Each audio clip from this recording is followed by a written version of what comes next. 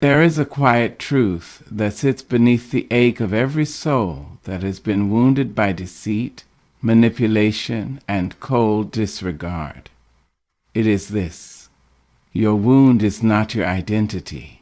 No matter what they said, no matter how skillfully they twisted your goodness into weakness, your kindness into blindness, your loyalty into foolishness, you are not what they did. You are not the version of yourself they reflected back to you through their broken mirror. You are more than the echo of their betrayal. Sometimes life will walk you through fires you never saw coming, and people will burn you with a smile. They will take your heart in their hands and press it like it's something disposable. And when they leave, you're left picking up the ashes, wondering if you ever mattered, if the love you gave was seen at all. But God saw, and God still sees. You may have been cast aside, lied to, played with like a pawn in a game you never agreed to, but the truth is you were never theirs to destroy. Your soul belongs to something eternal, something sacred, and what they tried to distort, heaven will now define. You are not your bruises. You are not the silence you suffered in. You are not the apology they never gave, nor the closure they denied you. You are not even the anger that boils beneath your calm. You are a child of resilience. You are the whisper of survival in a world that tried to hush your voice. You are the breath that still flows, even when everything around you feels like it stopped. There is still power in your spine. There is still music in your chest. There is still poetry in the way you rise. Let no one convince you that their inability to love you properly is a reflection of your worth. Some people cannot handle light because it exposes their shadows. Some run from honesty because their tongues are trained in deception. You are not too much. You are simply too real. And that realness made them uncomfortable. That truth made them tremble. That love, your love, was pure. And pure things scare impure hearts. But this pain, though undeserved, has purpose. Not because pain is noble, but because God is mighty, mighty enough to take what was meant to destroy you and use it to deliver you. Mighty enough to turn rejection into redirection. And while they mistook your softness for something they could trample, God was preparing to crown it. That same heart they played with, He will protect. That same spirit they tried to crush, He will lift. No mirror built by broken hands can ever reflect the truth of your soul. Only God can show you who you are. And He calls you chosen. He calls you whole. He calls you worthy. You may feel discarded, but heaven has not disowned you. You may feel shattered, but the cracks let the glory pour in. This season is not the end of you, it's the unveiling. What they tried to label as weakness, God is revealing as wisdom. What they tried to bury, God is resurrecting. You are not ruined, you are rising. You are not broken, you are becoming. And no matter how deep the wound, it cannot define the masterpiece still unfolding in you. There is something divine in the way God chooses the broken. Something sacred in the places where life has cracked you open, where people have drained your spirit, and where love once stood, but now only silence echoes. It is in those hollow spaces where pain took up residence that God begins to whisper purpose. He doesn't pour purpose into the proud. He doesn't water the hardened ground. He looks for the broken soil, the split open heart, the shattered pieces that only His hands know how to hold. When they left you empty, God saw a vessel. When they took what they wanted and walked away without a glance, He stayed. He stayed in the silence. He stayed in the tears. He stayed in the questions that went unanswered. Because He knew that what broke you also made room for him. Where others saw ruin, God saw potential. Where they saw a mess, he saw the makings of a miracle. You might feel like your best parts were stripped from you, like your smile is now only a mask and your laughter doesn't come from the same place it used to. That's all right. God isn't asking you to pretend, he's asking you to surrender. You don't have to be strong all the time. You don't have to pat yourself up with false peace. He wants your real, raw, unfiltered truth. Because purpose is not born in perfection, it's born in pain. The world teaches us to hide our scars, but God uses them as doors, each scar a testimony, each wound an entry point for grace. He pours in oil where you've been scraped raw. He fills in the gaps where others left holes, and he doesn't just repair, he repurposes. He makes the broken places beautiful, not by erasing the evidence, but by turning them into altars. Altars where you can say, this is where it hurt, and this is where he healed. What you thought disqualified you is the very thing God is going to use. That betrayal, that abandonment, that manipulation, none of it was wasted. He was watching, not idly, but intentionally, not allowing your pain, but redeeming it. You may not understand why it had to happen, but purpose doesn't always speak in the moment. Sometimes it shows up later, wrapped in someone else's healing because of your story. Sometimes it reveals itself when you speak and someone feels seen. You are not just a survivor, you are a carrier of revelation. Your brokenness has made you deeper, not damaged. You feel more, see more, sense more. You love harder, you forgive slower but stronger. There's a wisdom in your voice now, a fire in your eyes, a calm in your steps, all of it shaped in the wilderness. And while others see only the aftermath, God sees the assignment. The very thing that almost broke you is now the foundation he's building upon. Don't despise your process. Don't rush your recovery. He's not in a hurry with your healing. He's crafting something eternal. Something that will speak when you're silent. Something that will bless others simply because you chose to keep walking. What was meant to empty you has only made room for God to fill you with something greater than you ever imagined. The pain had a purpose. The breaking was not the end, it was the beginning of something divine being born through you. There is something divine in the way God chooses the broken, something sacred in the places where life has cracked you open, where people have drained your spirit, and where love once stood, but now only silence echoes. It is in those hollow spaces where pain took up residence that God begins to whisper purpose. He doesn't pour purpose into the proud. He doesn't water the hardened ground. He looks for the broken soil, the split open hearts, the shattered pieces that only his hands know how to hold. When they left you empty, God saw a vessel. When they took what they wanted and walked away without a glance, he stayed. He stayed in the silence. He stayed in the tears. He stayed in the questions that went unanswered. Because he knew that what broke you also made room for him. Where others saw ruin, God saw potential. Where they saw a mess, he saw the makings of a miracle. You might feel like your best parts were stripped from you, like your smile is now only a mask and your laughter doesn't come from the same place it used to. That's all right. God isn't asking you to pretend. He's asking you to surrender. You don't have to be strong all the time. You don't have to pat yourself up with false peace.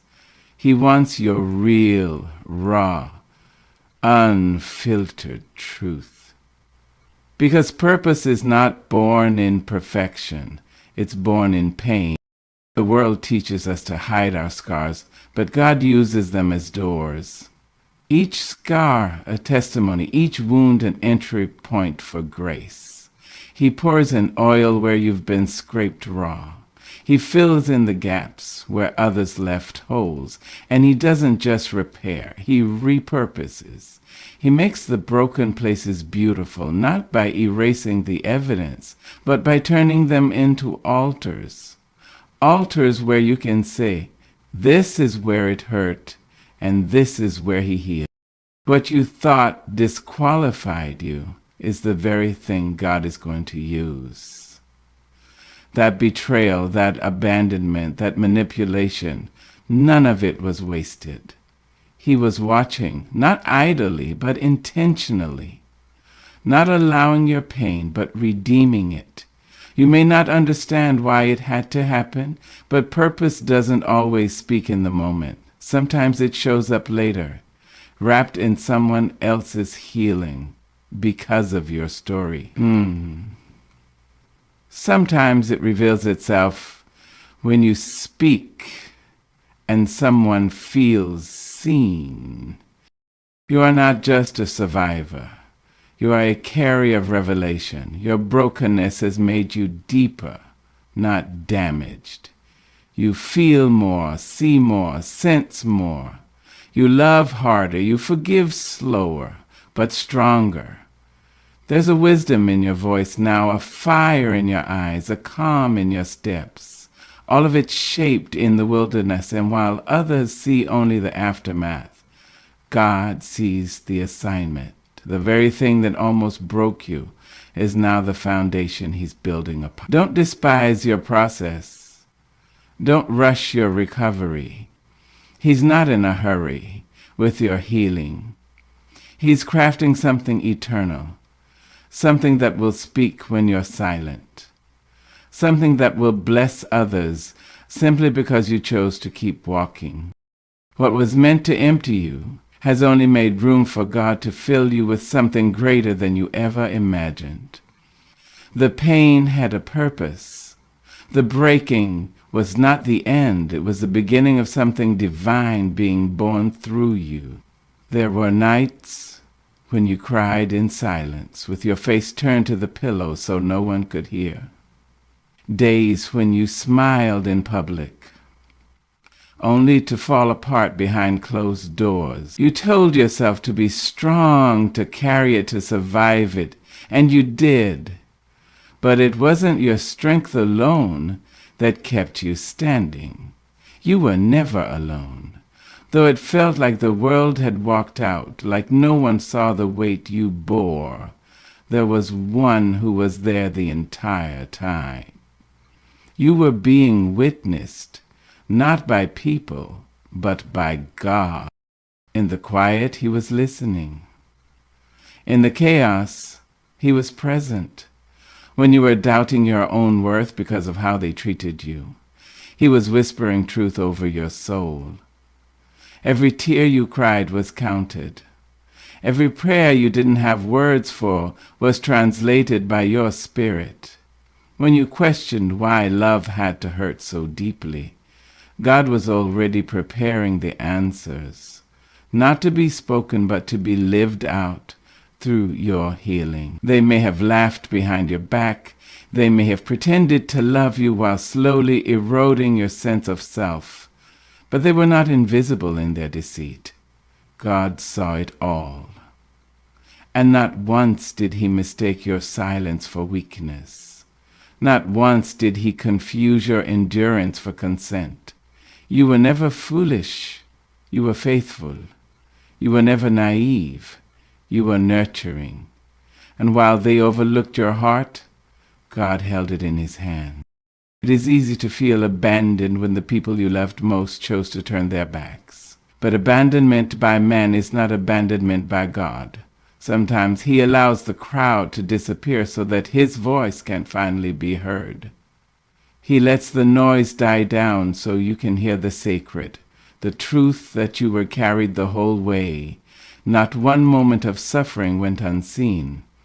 Not one moment of despair went on. God does not sit high above, uninterested in your pain. He steps into it. He weeps with you. He walks beside you in the valley, not rushing you to the mountaintop, but matching your every step. The betrayal that tried to define you, he witnessed it, and he is redeeming it. The confusion that wrapped around your mind like a fog, he saw it, and he is lifting it. He is not a distant God. He is a near one, intimate, attentive, always moving with grace. So when you look back on those dark days, don't just see the loneliness. Look deeper. See the resilience that came from somewhere beyond your own strength. See the peace that made no sense, the hope that quietly returned, the joy that slowly rose again. That was him. That was the evidence that you were never forgotten, never overlooked, never unloved. Even now, you're being witnessed. As you rise, as you rebuild, as you speak again, trust again, live again, heaven is watching. Heaven is rejoicing, because what was meant to break you has only revealed the unbreakable in you. Not because of who walked with you, but because of who never left. You were never alone. You were being held, seen, and covered the entire time. There are seasons in life when things are stripped away so violently, it feels like everything is falling apart. People you thought would be with you forever walk away like you were never there. Relationships end, trust is broken, familiar ground begins to shift, and you find yourself standing in the ruins of what once felt stable. It is in those moments, raw, empty, and aching, that the divine process begins. God does not elevate without first extracting. He removes what cannot go with you. He subtracts to make room for something higher, something holier, something you never would have reached if he hadn't cleared the path. You see, the presence of certain people in your life was never meant to be permanent. They were part of the preparation, not the destination. And when their purpose is served, God begins the extraction. It doesn't always come with a warning. It doesn't always make sense in the moment. But he sees what you cannot see. The weight you've been carrying, the compromise you've been tolerating, the potential being suffocated under the illusion of safety. So he allows the separation, not to punish, but to position. Not to harm, but to heal. It's easy to grieve the loss. It's natural to question why they had to leave, why the familiar had to crumble, why you had to be pulled away from what you thought was yours. But what if the very thing you were clinging to was the thing blocking your next level? What if the connection you prayed to keep was the anchor holding you to a version of yourself God was trying to grow you out of? Elevation demands space, and space often requires removal. You were never meant to be bound to what drained you. You were never designed to carry dead weight, that relationship, that environment, that role you played, to keep peace.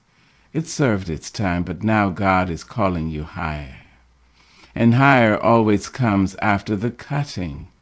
Think of the gardener who prunes the branches not to destroy the tree, but to make it flourish.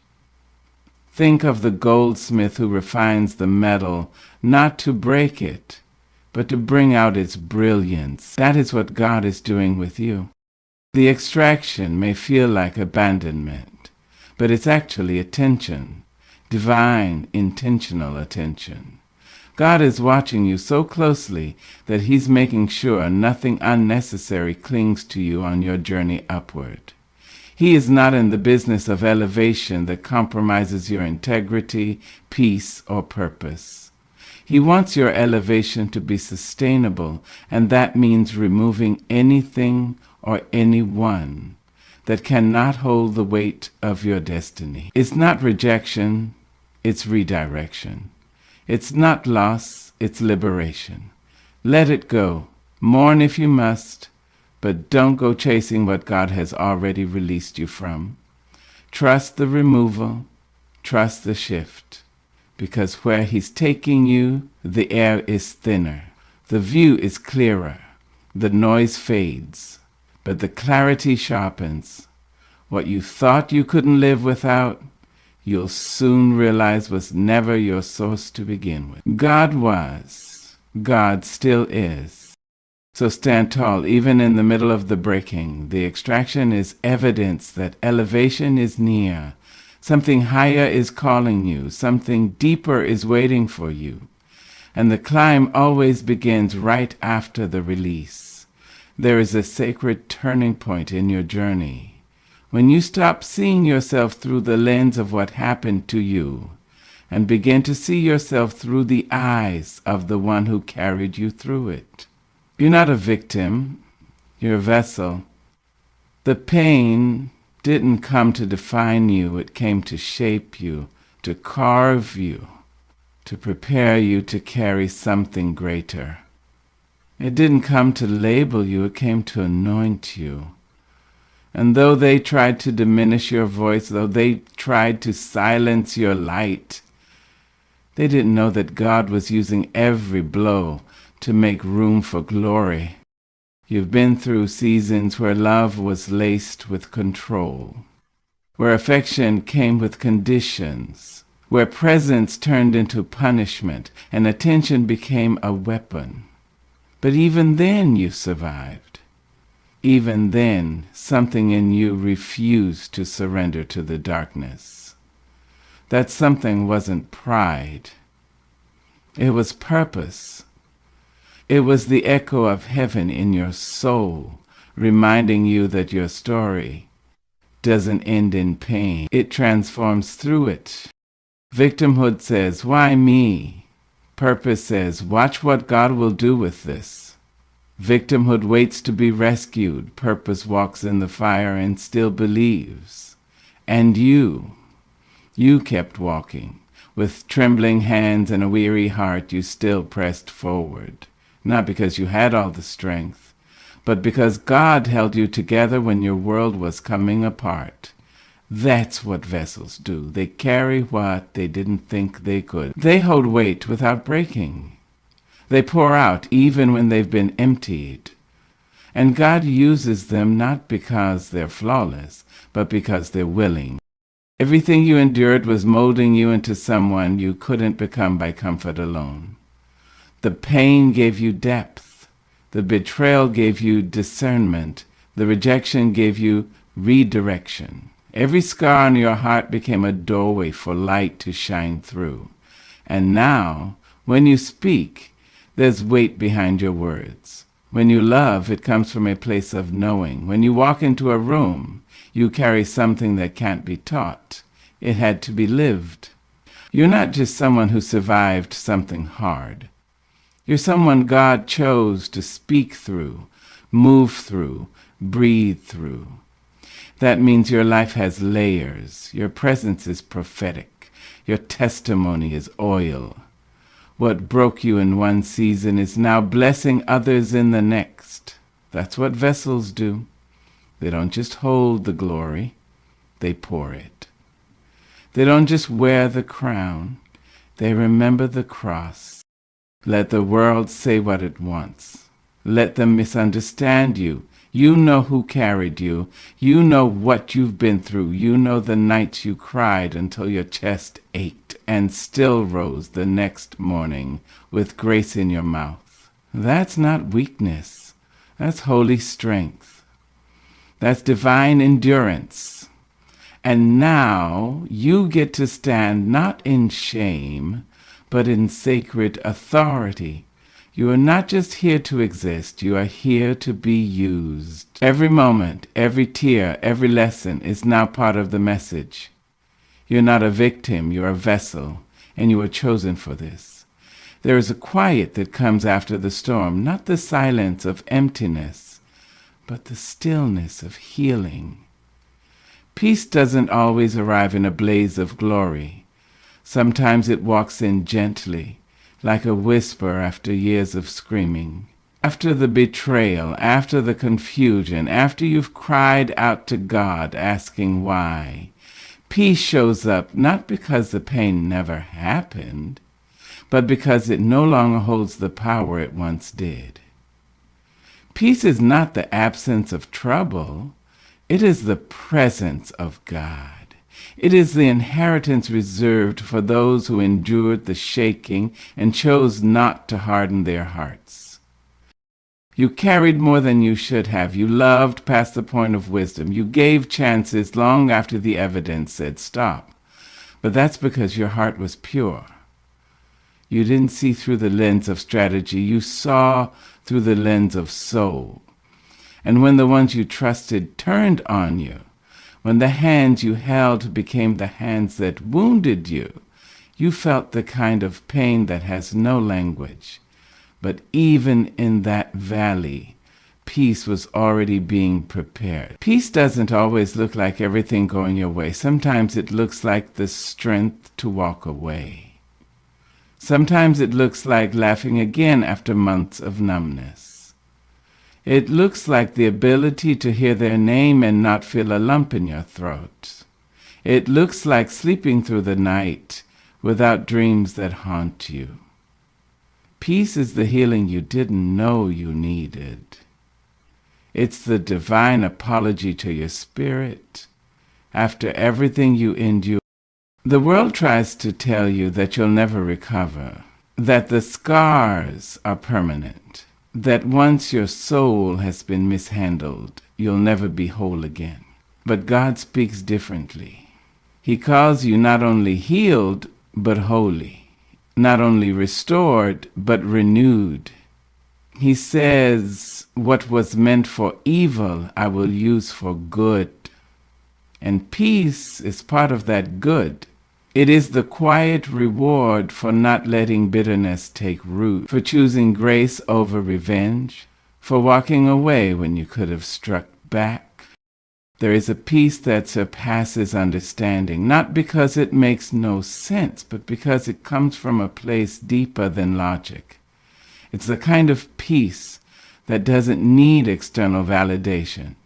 It sits with you in silence and speaks to your soul. You don't have to explain yourself anymore. You don't have to convince anyone of your truth. You've already been vindicated by the peace that wraps around you like a warm light. The pain was real. The losses were real. But now the peace is too. And this peace isn't fragile. It's not based on circumstances or people behaving a certain way. It is rooted in who God is. A restorer, a redeemer, a protector of those who cry out in secret. You walk through fire, but you don't smell like smoke. You were broken, but you didn't stay shattered. And now your life is evidence that peace is possible even after the deepest pain. This is your inheritance. Not fear, not chaos, not endless striving to be seen or understood. Your inheritance is rest, wholeness, a soul unshaken. What they tried to steal, God returned 100-fold in peace. Not just around you, but within you.